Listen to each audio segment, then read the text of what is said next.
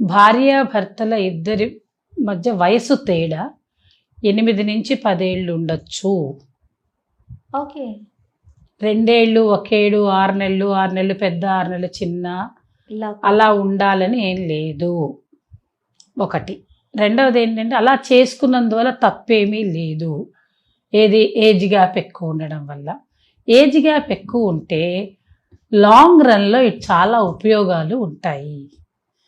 పెళ్ళప్పుడు కాదు ఉపయోగం. పెళ్ళెప్పుడు కూడా 100 ఏళ్ల పంట.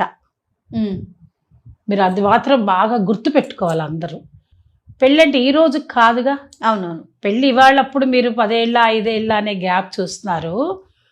మళ్ళీ వచ్చి 100 సంవత్సరాలు ఇద్దరు కలిసి బతుకుతారు అంటే 20 ఏళ్ళు, 30 ఏళ్ళు కాపురం చేయాలన్నప్పుడు ఈ గ్యాప్ చాలా ఉపయోగపడుతుంది అప్పుడు. ఏ విధంగా అమ్మా? అది. ఏ విధంగా అంటే సపోజ్ ఇప్పుడు అమ్మాయి, అబ్బాయి సైంటిఫిక్ రీజన్స్ ఫస్ట్ తీసుకోవాలి. ఇక్కడ మీరు జెండర్ ఫీలింగ్ తీసుకోకూడదు. ఓకే.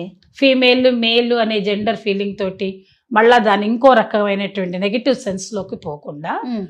సైంటిఫిక్ రీజన్స్ అంటే వైద్య శాస్త్ర పరిజ్ఞానం ప్రకారంగా ఆడవాళ్లకు ఉండేటువంటి హార్మోన్ తత్వము, మగవాళ్లకు ఉండేటువంటి హార్మోన్ తత్వంలో వయసు తేడా చాలా అవసరం ఉంటుంది. వీళ్ళు 5 ఏళ్ల పిల్లలు ఉంటే మగపిల్లలు